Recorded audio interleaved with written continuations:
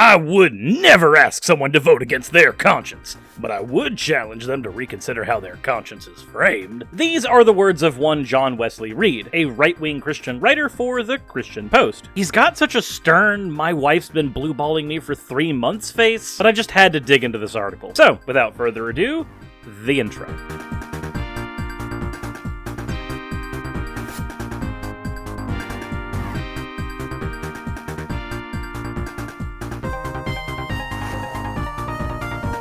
Alright everyone, if you're new here, subscribe button, all that other fun stuff, fan art, then video. So first we have a Rule 63 Suris watching an older episode of Hammered Out by Baphomet, followed by this fan art by BoardDev, and ending with a Cthulhu Suris by Stormblastax. As always, thank you all for your fan art submissions, and let's get this uncomfortable segue over with. So the article we're going over today is 5 reasons why Christians should feel comfortable voting for Trump in 2020. Articles like this are the reasons why my channel became atheist, skeptic, and politics after time. Unfortunately, it just becomes unavoidable.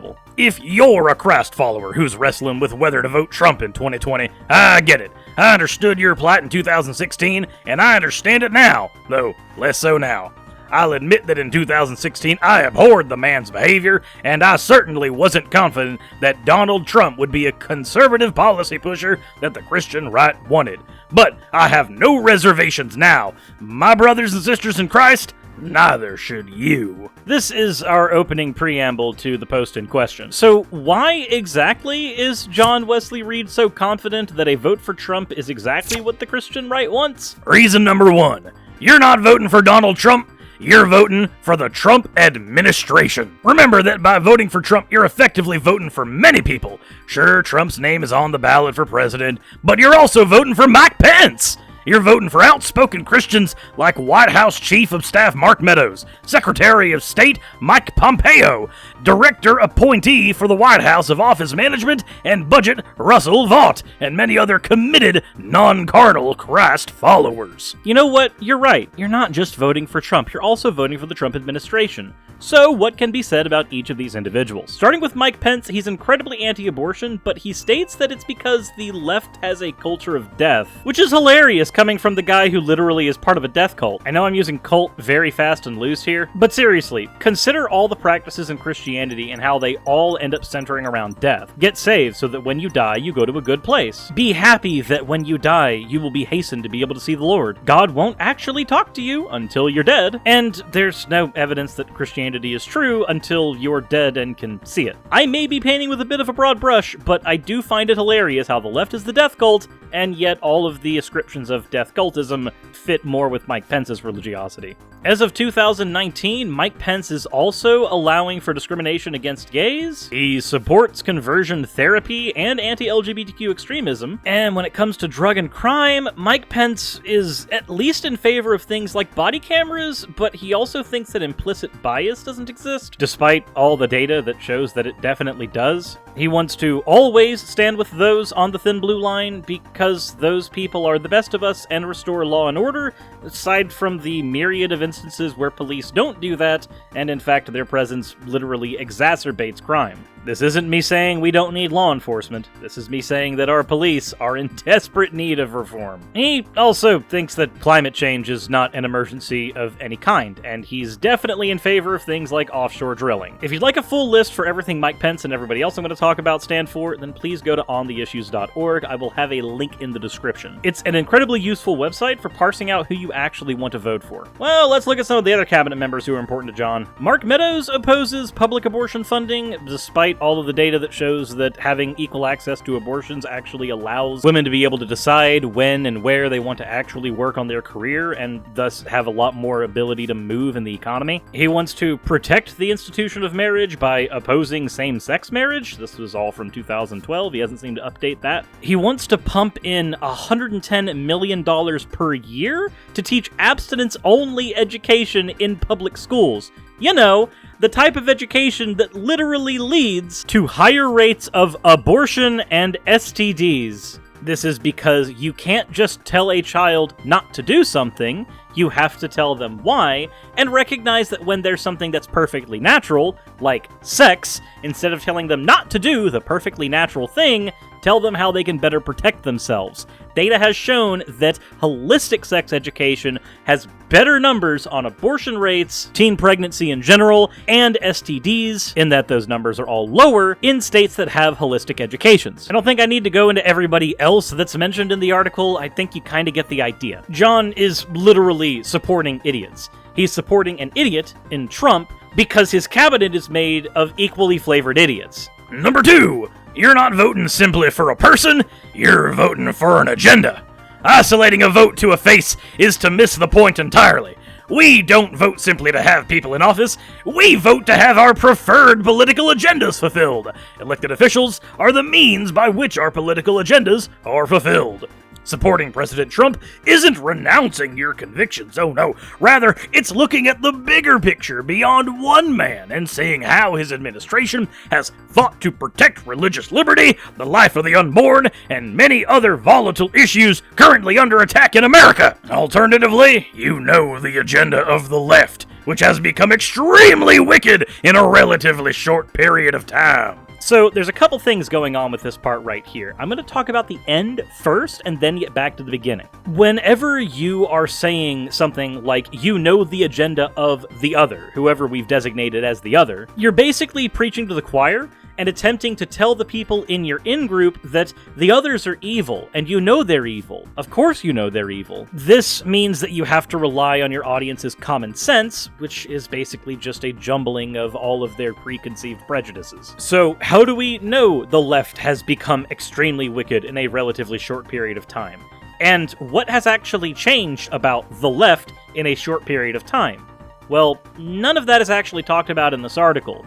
Though I'd imagine that linking to an article or something like that would have been incredibly helpful for John. You know, context is incredibly important. But none of that is actually in the article. John just accepts that you believe the left is evil, and he won't justify his position, because in his mind, your mind is already made up about that. John's not here to convince you. He's here to talk to his base. He does get it right, though, that isolating to a face is to miss the point entirely of elections. With elections, you are in fact voting for an agenda. So, what kind of agenda does Trump have? Well, we know he's definitely an authoritarian, and we know he's definitely at least adjacent to a fascist, gassing his own citizens, constantly screaming and yelling for law and order, sending the military into states to calm protests down that only turn into riots half the time when aggravated by outside forces, like the police and military. Trump has also had an agenda of pandering to the alt-right. This is because many of his policies are incredibly racist, especially the southern border wall. Labeling people on the whole who come in from Mexico as evil, criminals, and rapists, without ever actually substantiating these claims, because Trump does the same thing John is doing in this article.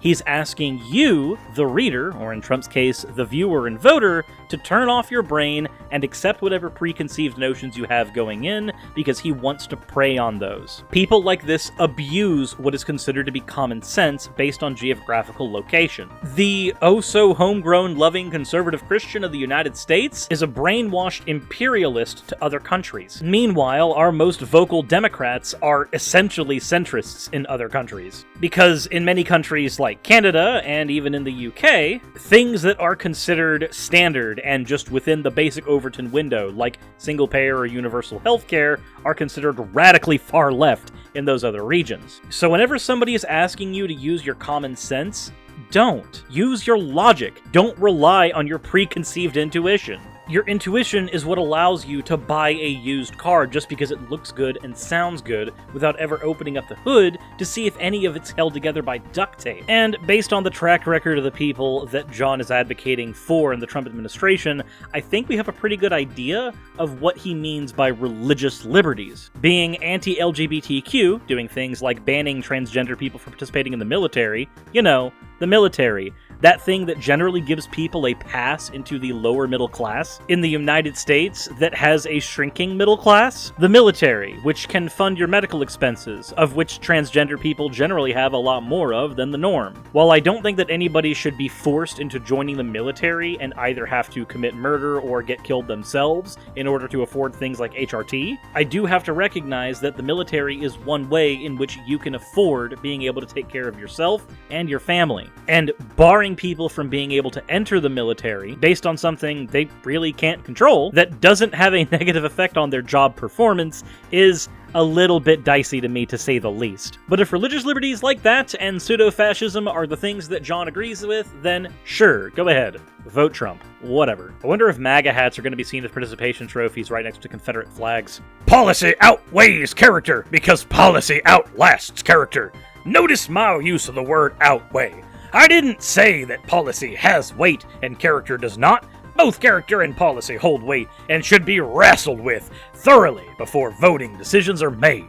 Long after Trump's administration, his character will be a talking point, but his judicial appointees and legislative influence will last for decades. Long after Trump's administration, there are other people who will remain in influential positions. Federal judges, for example, hold lifetime tenures. They are appointed, not elected.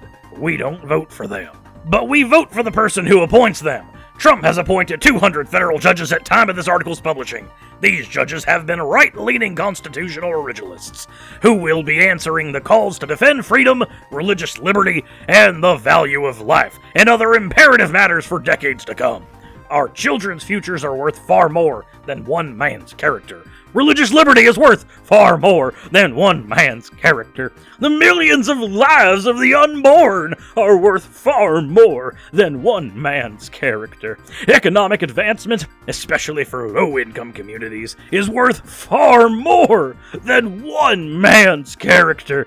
Ask yourself, are you willing to sacrifice these valuable opportunities on the altar of one man's character? Well, let's go ahead and go into a couple of those. Religious liberty we've already talked about to death. I don't think he actually has a really good grasp on what the fuck religious liberty is. On the topic of our children's futures, I think Trump actually thoroughly sodomized that whenever he appointed Betsy DeVos to be the head of public education in the United States. And with people like Mike Pence, who tries to get creationism shoved into schools, I don't think the people surrounding Trump are actually having our children's best interests in mind. They just want to brainwash them. Let's take a look at Betsy real quick. DeVos has defended an educational budget proposal that is $8.5 billion less than last year's proposal. She has been against Title II and Title IV grants that support the professional development of teachers, that allow for smaller class sizes and therefore allow for classes to be more tailored to the individual student's needs, as well as being against Title I and IDEA funding. So she's actively making classroom conditions worse for teachers, which ultimately makes 18 years of children's lives infinitely worse, because they spend so much time in the classroom, and the people they become as adults are greatly affected by those classrooms. She has also been making several attempts to privatize public education, which is not something that I really want. Public education should be something that everybody has access to. Not everyone can afford private education. And no, more competition is not going to drive down the cost of private education. Competition already exists within the private education industry, and it is still economically out of reach for hundreds upon thousands of families in need. But she doesn't care about those, and therefore doesn't give a flying shit about our children's future. And if these are the people that John is advocating for to stay in with Trump, he doesn't give a shit about our children's future either. The point about the millions of lives of the unborn is an emotional talking point. I don't think it actually has any weight. I've got several videos on my stance on abortion that I can link in the description below. And economic advancement for low-income communities is worth more than one man's character. Unfortunately, Trump hasn't done a whole lot for economic advancement for low-income communities. In fact, there are a lot of cuts to low-income assistance programs in Trump's budget. And contrary to some people's belief, no, by and large, people do not use these assistance programs in order to just stay in the middle of a welfare state and not better themselves and contribute to society. Most people don't actually abuse these systems. Most Americans aren't actually looking for a handout. But having that social safety net there is important so that people can make decisions for themselves. For instance, if something like your family's healthcare is tied to employment, your ability to leave and move to a new job is incredibly limited. This means that instead of the bargaining chip for keeping you at your current job job being a healthy work environment where you can actually improve yourself and do well for the company, incentives like your basic needs are prioritized, because if those aren't met, then it doesn't matter if you get a job that pays similarly. If you can't afford health insurance, you're still screwed. Federal assistance programs can help with stuff like this. I mean, hell, we can't afford health insurance, and Raz has had to go to the hospital several times. The only way we've been able to afford any of that is by utilizing public assistance programs. Oh, and by the way, if you have public assistance programs that allow you to afford things like healthcare, guess what you also end up having? More entrepreneurs, because guess what doesn't pay healthcare expenses? Self-employment. But go ahead, keep on talking about the economic development of low-income Americans. I hope the boot leather doesn't taste too bad down there. If for no other reason than abortion, vote for Donald Trump. An overturning of Roe v. Wade is currently brewing in the lower federal courts. The plethora of heartbeat bills states passed in 2019 are all being challenged, and these bills specifically address the Roe issue. Well, no. I'm not going to get into all of this, because I, again, have talked about abortion at length on my channel in other videos. But the Roe v. Wade bill dealt primarily with privacy, and it is part of that privacy that, by entailment, allowed women to be able to get abortions as well, legally. So let's be honest about what an overturning of Roe v. Wade actually does. It takes away women's individual rights to their bodies, especially in cases like rape, where someone can force a woman to be impregnated and then economically lock her down and prevent her from being able to do anything with her financial future for the next 18 years. This reductio ad absurdum isn't just a hypothetical. This is a thing that really happens to real people. There are real people who will do things like puncture a condom and then, oh, they were wearing protection, and then suddenly they've got someone pregnant because they want to lock them down and prevent them from becoming economically independent. Again, I've got other videos about this. They'll be linked in the description, but essentially, if you like liberty and like freedom, then don't fucking vote Trump. And if you're a conservative that likes small government, then why do you want the government to regulate women's bodies? Finally, number 5. Voting for Trump is a tangible way of keeping Biden out. Enough said. So, I'm going to go ahead and say something that you said earlier. We have to weigh people by a combination of their individual characters and the policies they want to enact. I don't want to settle for Biden. I don't want to vote against my conscience and bring in someone who I don't think is best for the country I live in. But I will vote for Biden if it means getting Trump out of office. And again, as far as actually substantiating any of your claims, you don't give a tangible reason as to why people would want Biden not in office. If the reasons are the myriad of character flaws, well, those all apply to Trump as well, and you've asked us to handedly avoid those. If it's about actual policy, then please, somewhere in the article, point to the individual policies that Biden will enact that you do not want to see him actually pushing forward. Elsewise, you are again asking us, the viewers, readers, and audience, to just stick with this idea that everybody already agrees with you. And if they already agree with you, then why did you provide an article that is essentially giving people 5 reasons to do something because they don't agree with you to begin with? If you assume that your audience all already agree, then all you're doing here is reinforcing that, and I guess there's a time and place for appealing to your base. But it seems really strange to me that you're appealing to your base in an article that is ostensibly purposed for convincing people of something. I guarantee you most people who read this article were already convinced, one way or the other. About the only point in here that you could actually get someone who's a leftist like me to agree with is that keeping Biden out of office is a good thing.